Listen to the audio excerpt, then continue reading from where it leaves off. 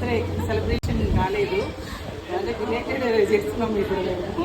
Happy birthday to you, happy birthday to dear Matasri.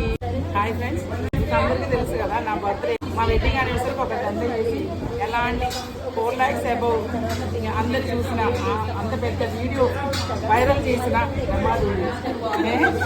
అలాగే మాతోటి ఎప్పుడు నేను చేసిన ప్రతి పనికి మాతోటి సపోర్ట్ ఉంటుంది. రాజేష్ మా కాలనీ స్ట్రెంగ్త్, మహిళా లోగం చెప్పాలంటే.